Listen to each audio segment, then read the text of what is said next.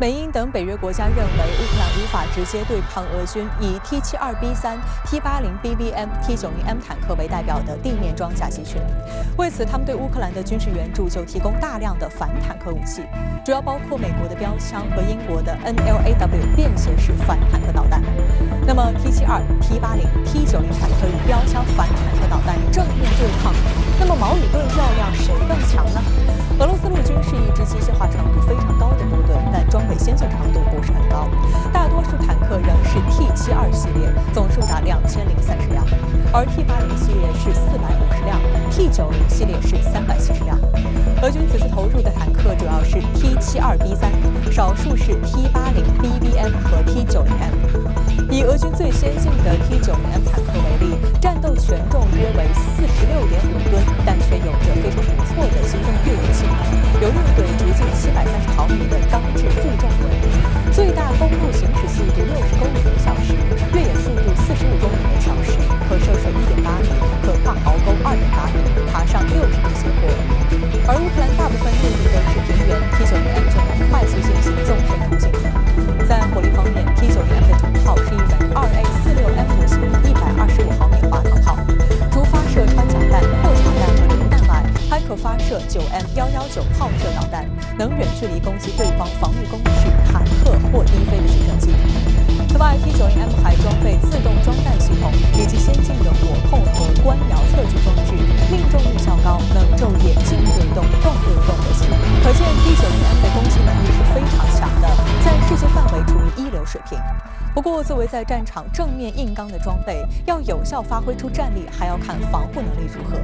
T90M 采用的是苏联传统的楔形车手和半椭圆铸造炮塔设计，车体和炮塔均由复合装甲制成，加装接触物双防反应装甲后，炮塔正面抗穿甲能力可达0.8米，抗破甲能力达到1.1米。除此之外 ，T90M 还装有窗帘衣主动防护系统，能够抵御大多数反坦克弹药的攻击。而美国的标枪反坦克导弹在对付这类坦克目标的时候，也有它的特殊攻击之处。标枪全重仅22.5公斤，单人就可以携带，1到2人的作战小组就可以操作，具备发射后不管的能力，非常适合隐蔽偷袭的游击战术。标枪导弹采用红外成像导引头，能够分析计算出目标所发出的肉眼不可见红外线，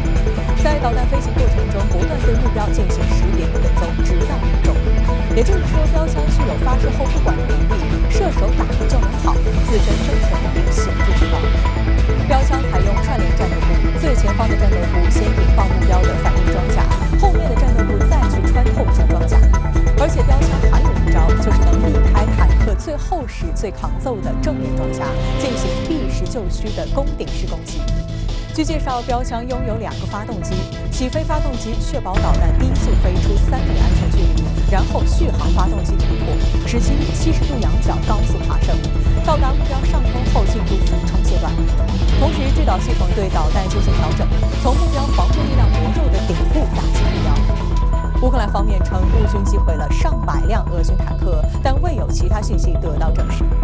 然而，从现在能够确定的视频来看，俄军还是有 T80 BBM 和 T72B3 坦克被乌军的标枪反坦克导弹击毁，而且大都是被标枪以攻顶模式击毁的。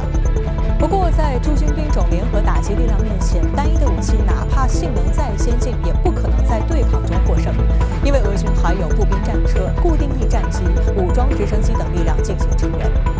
不过，这些反坦克导弹虽然不能完全击退俄军，也能迟缓其坦克攻势。从过去几天的战况来看，乌克兰军队采用的战术是不正面阻挡俄军装甲部队，而是任由他们发动纵深突击，然后用反坦克导弹袭击俄军后续的后勤和后卫部队。其次，他们跟俄军展开巷战，利用反坦克导弹在主要道路上伏击，对冲进城市的俄军装甲部队造成很大的威胁。有观察指出，目前双方的军事对抗已经进入关键期，因为战事如果拖得太久，对俄罗斯越不利。接下来俄军会有怎样的动向，也备受外界关注。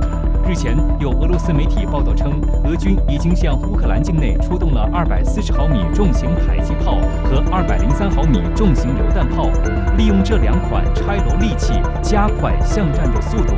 其中，240毫米重型自行迫击炮一发炮弹就有130公斤，具备摧毁一栋楼房的威力；而203毫米重型榴弹炮更是著名的冷战怪兽，是世界上威力最大的重炮，可以远距离发射混凝土爆破弹、化学炸弹，甚至战术核炸弹。一发炮弹的威力相当于3枚152毫米的榴弹。